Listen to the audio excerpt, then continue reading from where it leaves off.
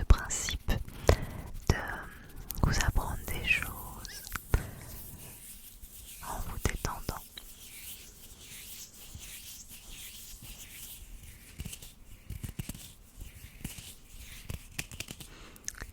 J'aime bien quand les mains font ça. Je sais pas vous, moi ça. Certaines personnes qui font ça vraiment fort, j'adore. Bref, ce soir j'ai pris quelques petits déclencheurs quand même avec moi et je vais m'en servir. Alors j'en attrape un par exemple. Et pendant que je parle, je ferai des petits sons sympas. Ce déclencheur, il était ce pop-it. Je m'en suis servi pour un short que j'ai sorti il y a pas si longtemps que ça. Et je me rappelle plus mais qui c'était qui m'a demandé, mais je sais que quelqu'un m'a demandé si c'était possible de revoir ce déclencheur dans une vidéo. Donc le voilà.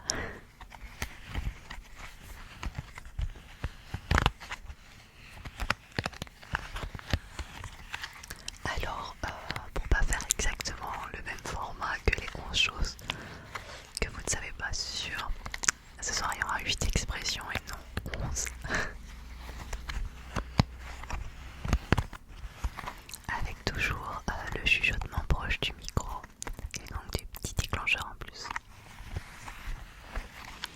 Si ce concept vous plaît, si vous avez envie d'en voir plus, de connaître la signification de d'autres expressions, n'hésitez pas à me le dire dans les vidéos et puis à l'occasion je ferai un volume 2.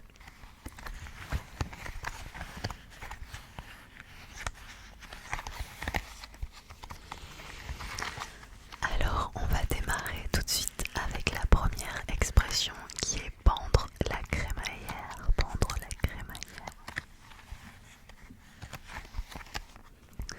Alors, bon, tout le monde ce que c'est que pendre la crémaillère. C'est qu'en fait, son installation dans une nouvelle habitation.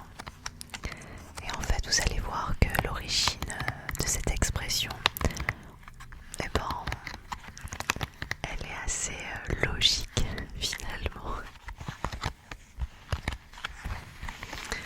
Alors en fait, à la base, on disait pas la crémaillère, on disait la carmeillère. C'est de l'ancien français.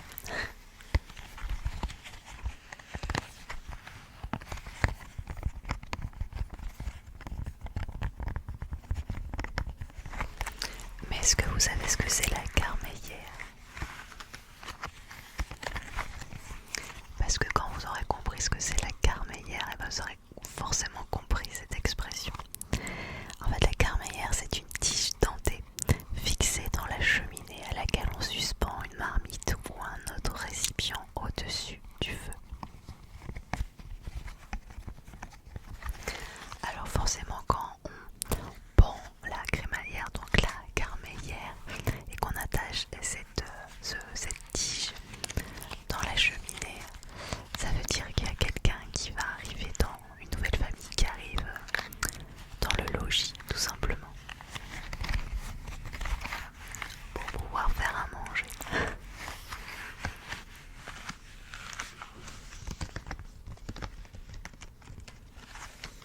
Il est trop joli ce pop-it, hein, qu'est-ce que vous en dites?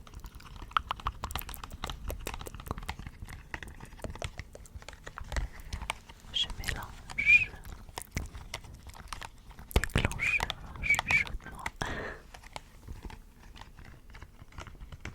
et connaissance. Est-ce que d'ailleurs vous connaissiez l'origine de cette expression?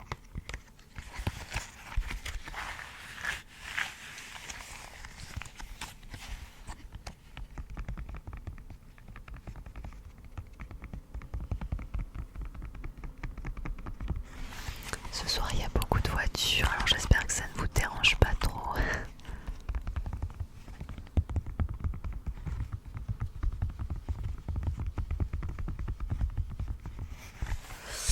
Alors, expression numéro 2, avoir une peur bleue. Est-ce que vous savez d'où ça vient? Alors moi au départ j'ai essayé de comprendre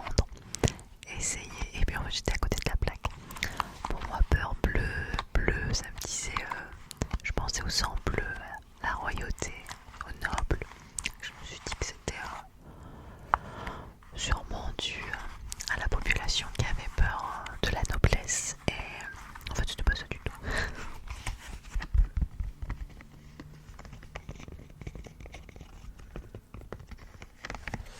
Il y a toujours une explication à tout, mais je n'avais pas la bonne explication. En fait, cette expression renvoie en réalité au teint des malades atteints du choléra. Pas très joyeux. En fait, en 1832, Paris est touché par le choléra. Et du coup, c'est une référence à l'aspect cyanosé, c'est-à-dire bleuté, violacé, des personnes qui ont le choléra, notamment à leurs doigts qui étaient un peu violet bleu et à leurs lèvres.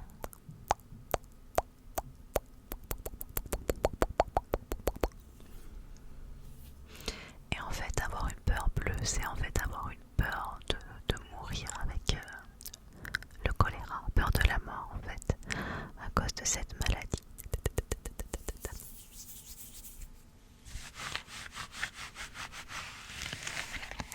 En fait, ça paraît logique, je vais changer de déclencheur. Tiens, j'ai pris cette petite carte parce que je la trouvais trop jolie, un peu psychédélique. En fait, cette carte, elle vient d'un livre que notre fils a voulu qu'on achète quand on était au salon du livre de Mouansartou.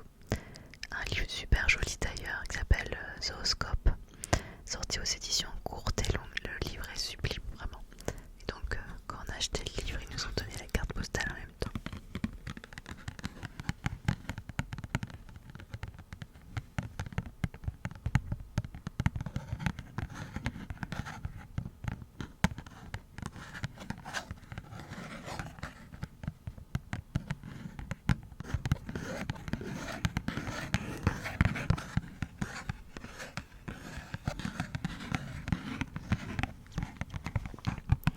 Alors l'expression suivante, c'est une autre paire de manches est une autre paire de manches.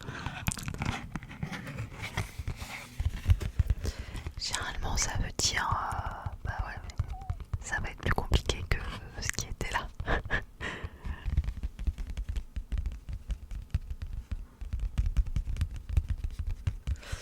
Et c'est rigolo cette expression, une autre paire de manches. C'est vrai que quand on les utilise, on se pose pas vraiment de questions et pourtant il y a une signification à tout. Et en fait cette expression elle date du XVIe siècle, donc c'est vieux. Et elle nous vient de l'époque, bien sûr, chez les gens qui avaient de l'argent, pas dans la populace. La populace se contentait de juste s'habiller, mais pas de mode particulière. Moi, ils travaillaient dans le champ.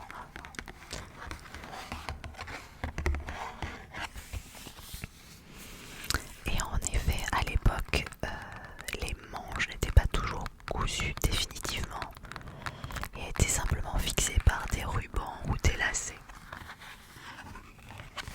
En fait, c'est hyper pratique parce que, imaginez, vous avez une manche là, vous pouvez l'enlever, la remettre en fonction si vous avez chaud ou pas chaud. Pour faire joli, vous pouvez mettre juste une manche, pas une manche. En vrai, j'avais un pull comme ça quand j'étais plus jeune. C'était un pull que j'avais acheté dans la boutique Canapitch. Je ne sais même pas si la marque elle existe encore, je ne crois pas. Et bon, moi je suis d'origine brestoise, alors Canapitch, qui est une marque finistérienne, ambiance un peu surf, était une marque très très très présente dans ma ville.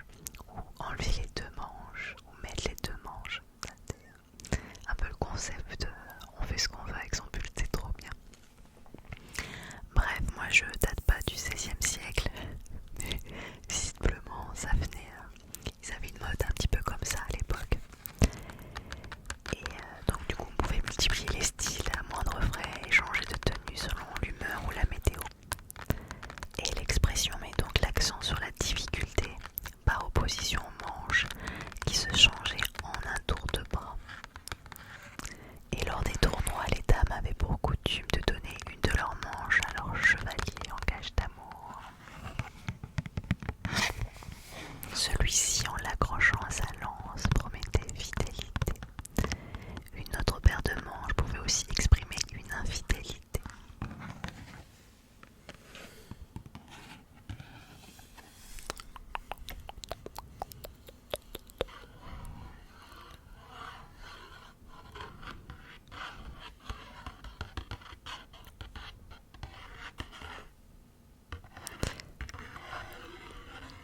Est-ce que certains d'entre vous connaissez la signification de cette expression?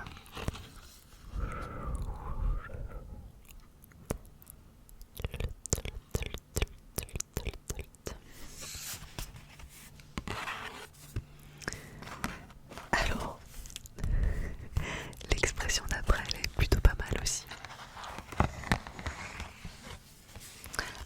Point de vue signification, joindre les deux bouts. Aujourd'hui, quand on dit j'arrive pas à joindre les deux bouts, ça veut dire en fait là je suis à sec, là j'arrive pas à finir le mois par exemple, j'ai plus de sous quoi.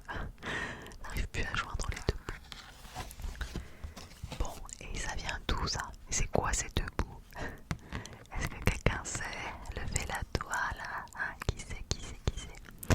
Alors cette expression est apparue dans la société au XVIe siècle, toujours la même époque que les gens avec des manches et pas de jambes, pas de manches, pardon. Et vous allez voir, on retourne aussi chez les gens qui ont des sous, chez les bourgeois, chez les nobles et tout ça. Et donc chez les nobles et les bourgeois, la mode est à la collerette. C'est là autour là, la bonne collerette. C'est cette espèce de col montant plissé en dentelle qui portait autour du cou. On appelait ça aussi la fraise, à cause de sa forme bien sûr. Et sa taille dépend de la réussite et de la richesse de celui qui la porte. Plus vous êtes riche, plus vous avez une fraise importante. Et donc du coup, cette fraise, elle était introduite à la cour de France d'Henri III et de Catherine de Médicis. Et lors des banquets, il arrivait que les serviettes de table soient trop petites pour être nouées autour du cou à cause des fraises démesurées de certains nobles. Ils avaient ainsi du mal à joindre les deux bouts. Donc cette expression est assez folle parce que maintenant, pour les personnes qui n'arrivent pas financièrement, on dit qu'on n'arrive pas à joindre les deux bouts parce que voilà, on n'y arrive pas financièrement. Et à l'époque, c'était pas ça.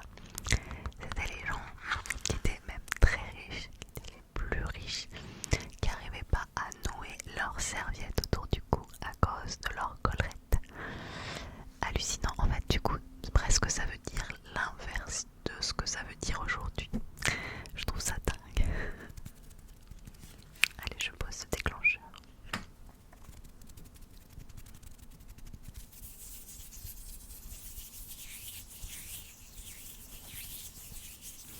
On arrive déjà à la moitié de la vidéo, j'espère que ça vous plaît.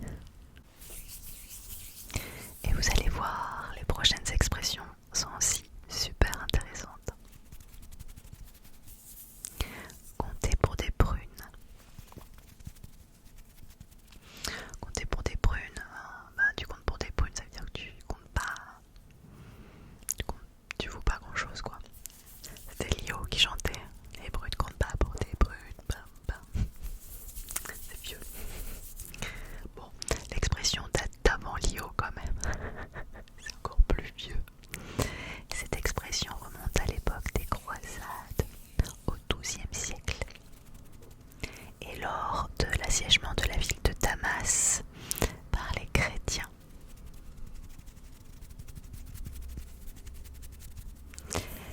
Et Damas était connu pour ses exploitations de pruniers et il semblerait que lors de la défaite chrétienne, les croisés n'eurent pour seule consolation que des prunes à déguster. Et c'est pour ça qu'on dit comptez pour des prunes, comptez pour des prunes, comptez pour des prunes, comptez pour des prunes, comptez pour des prunes, comptez pour des prunes. J'attrape un petit déclencheur.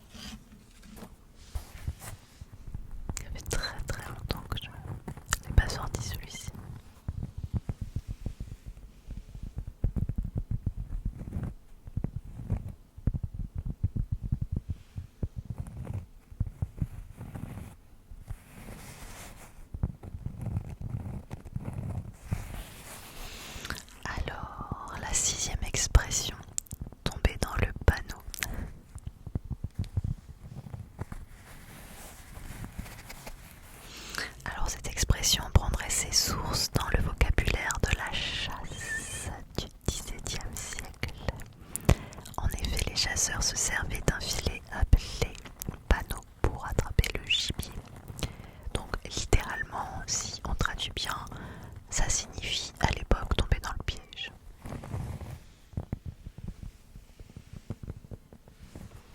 C'est ce que ça veut dire de toute façon.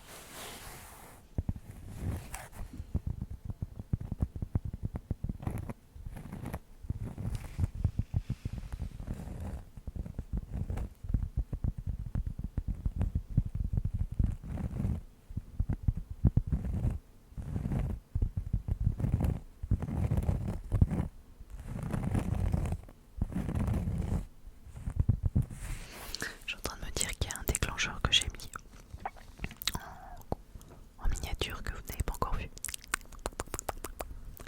Celui-ci, mon petit pinceau chéri.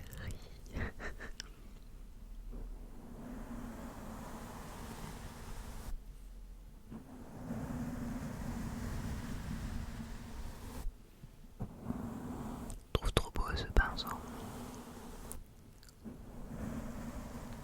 Et un petit peu de brushing comme ça avant de dormir, c'est bien.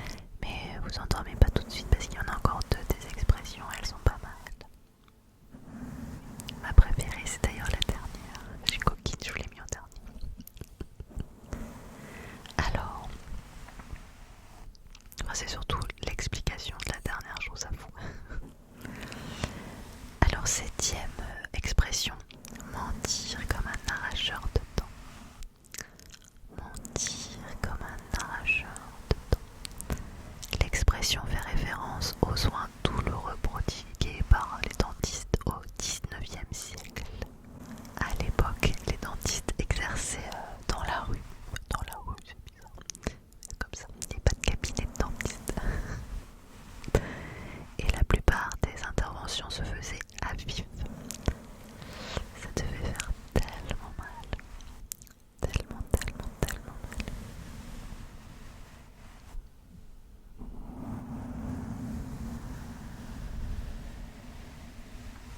Et pour couvrir les cris des patients, et ainsi ne pas dissuader d'éventuels nouveaux patients, et ben les arracheurs engageaient des musiciens pour jouer de la musique. Comme ça, il y avait des musiciens, ils faisaient de la musique et on n'entendait pas les gens hurler parce qu'on leur arrachait les dents. Comme ça, ça faisait pas peur au suivant. C'est pour ça qu'on dit mentir comme un arracheur de dents.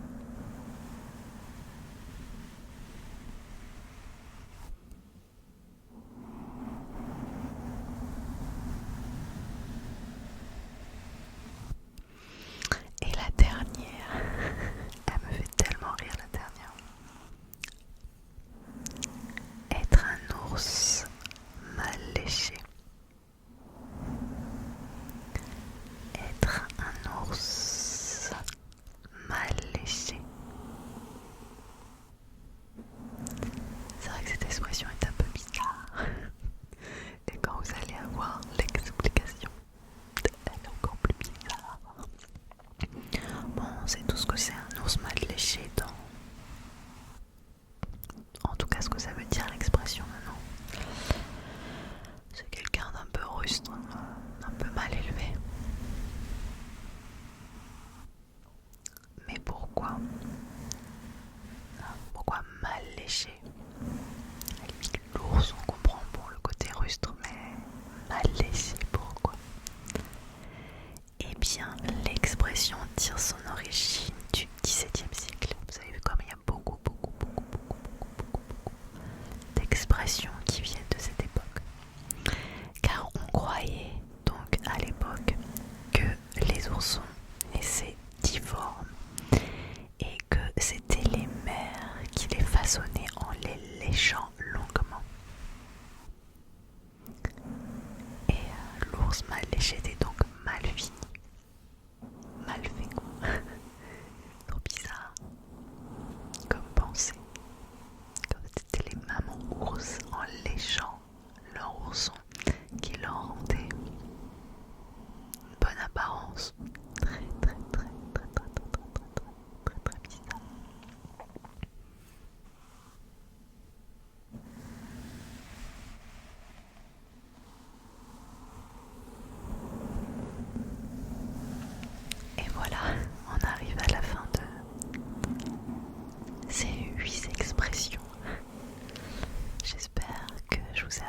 choses et que ça vous a plu.